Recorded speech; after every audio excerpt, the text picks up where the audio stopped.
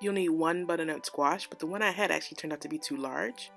1/4 cup of dried cranberries, about a tablespoon of olive oil, 2 tablespoons of sugar, this was actually cane sugar, 1 tablespoon of butter, and since my butter was unsalted, I added a half a teaspoon of salt to bring up both the flavor of the butter as well as the 1/3 cup of pecans.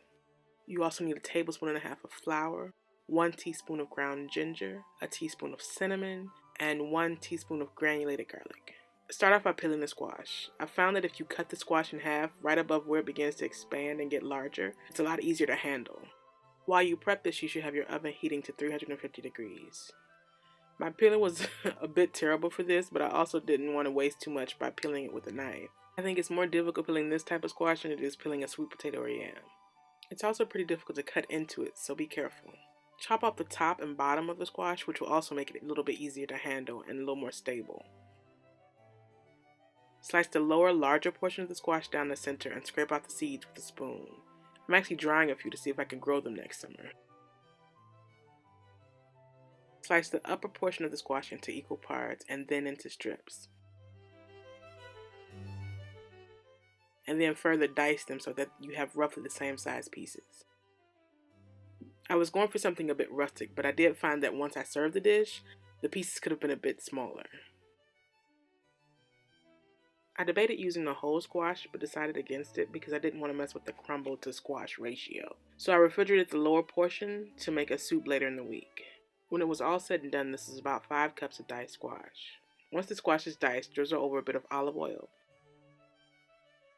Then sprinkle over the garlic, ginger, and cinnamon. Give it a quick toss or stir, making sure that the squash is pretty evenly coated. Add the cranberries, giving it another quick toss, and transfer everything to an oven-safe pan.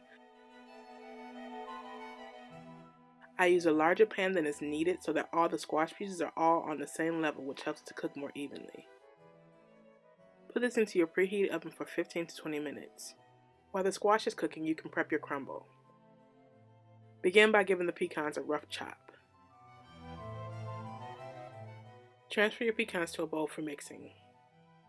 Melt a tablespoon of butter and pour it over the pecans.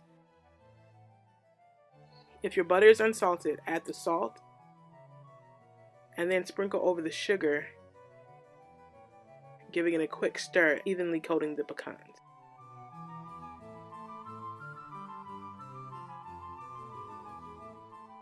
Sprinkle over the flour, also giving it a stir, making sure that any excess butter is absorbed by the flour. After about 20 minutes, check on the squash in the oven. I give it a few flips, repositioning some of the pieces, making sure that it continues to cook evenly.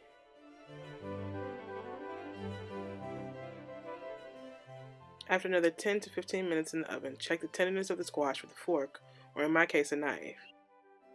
It shouldn't be mushy, but your utensils should be able to score through it easily. Transfer the squash to an oven-safe casserole dish that you also wish to serve from.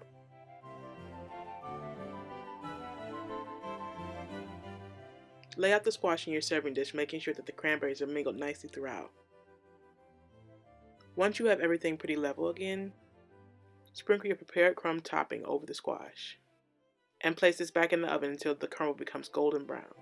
I serve this with skinless oven-fried chicken as well as some steamed green beans.